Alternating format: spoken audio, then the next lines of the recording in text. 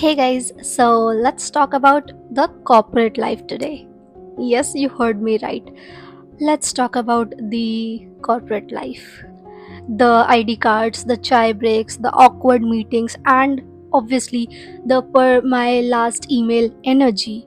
So, whether you started your corporate life recently or you have been in the grind for years, this video is for you.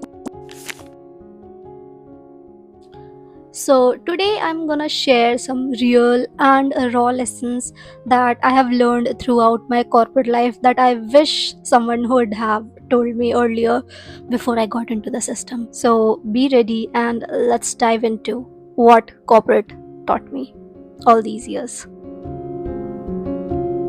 Being busy is not equal to being productive. You heard me right. You'll see people generally typing furiously, switching between 100 tabs and attending 4, 5, 6, 7 Zoom calls a day. But here's the truth, being busy and being productive are not the same, they are completely different things. So, what I have learned in my corporate life is to prioritize a task that will actually move things further and not just fill my calendar with a number of tasks which don't generally make much of a dent. So, here's my pro tip, learn the art of saying, can we take it on the email? Or can we prioritize this? That will make your life a bit easier. It will be hard in the starting to say this, but you'll get used to it.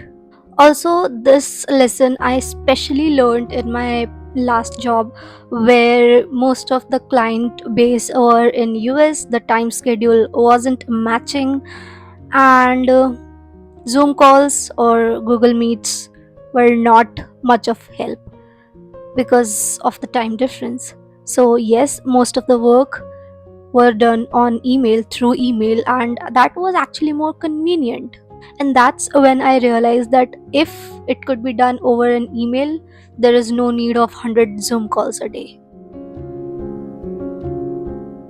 Your work is not equal to your worth. This one hits hard because when you do well, you're praised, but when you mess up, it feels rather personal. Happened with me and can happen with anyone. But what corporate life taught me here is you need to separate your identity from your output. You are more than your PPTs, your KPIs, your reports. Your work is a part of your life, it's not your life. It is just a part. So let it be a part and not make your entire life. People skill is greater than technical skills. This one I learned it a very hard way, which I never expected. So, no matter how great of a work you have done, if you can't communicate it, if you can't build rapport or navigate your team dynamics, then that'll suck. I said what I said. So basically, you can make the best Excel sheet out there, but if you can't communicate what you want to convey through your Excel sheet in the meetings to your supervisors, your bosses, then your Excel sheet or your technical skills there doesn't matter until and unless you're not able to explain what you're trying to convey. So basically, soft skills matters. They will be your survival skill in your corporate life. Trust me on that. Because in the starting of my career, I still am an introvert, but through the time I have learned to communicate what I'm doing, because until and unless you're able to communicate, it won't come across as being productive. Also, this is something you might have noticed in your surrounding if you're already in the corporate life, that people who are good at building rapports or good at talking or using their communication skills, even if they do a little work compared to you, they will get more praises because they are being able to explain what they did. which you were not able to do it. So that's the difference. Learn and work on your soft skills. It will take time, but eventually you'll come across. The next thing, which was very difficult for me to learn, I learned it in a not so good way. So that's promotions aren't always fair. Yes, you heard me right. Promotions aren't always fair. Merit matters, but so does timing, your team budgets, and your office politics. It's frustrating, but it's true. So, what I will advise is that you should learn how to document your wins, ask for feedbacks, and speak up for yourself. If you feel things are not being fair, then speak up, because that's what happens. Sometimes doing good work in silence isn't enough. Working late is not equal to dedication. Especially in India, corporate life generally glorifies working till late hours, especially after your shift's over. And you left exactly after your shift ends? That kind of question becomes a weird flex. But trust me on that, working consistently for late hours, especially after your shift ends, usually means poor boundaries or poor work management, but not dedication. So respect your time, work smart, go back home on time, because your mental health matters. Not everything needs to be said.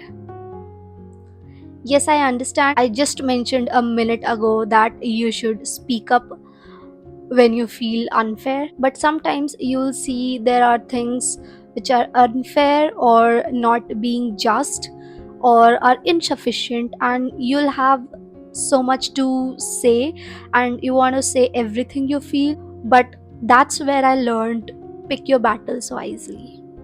Read the room, use your salience wisely. Your energy is limited, so don't waste it anywhere and use it where it actually matters. So, I'll just share an experience that I had in one of my previous jobs, where I thought the system is being insufficient. And why I thought so? Because most of the things the people in the company were doing on papers, printouts, xeroxes, and everything. And I would say those things could easily be done online. For example, if I created an email pattern or an email newsletter for the clients, the seniors can easily check it online if I share it over a drive or an email or something, right? But what I was asked to print it out every time. Once I raised this concern that these things can easily be done over online, over drives or over emails, and that will not only save time but it will also save resources like paper and ink and everything. What I got in response was, do you need to spend on the paper or the ink? No, right?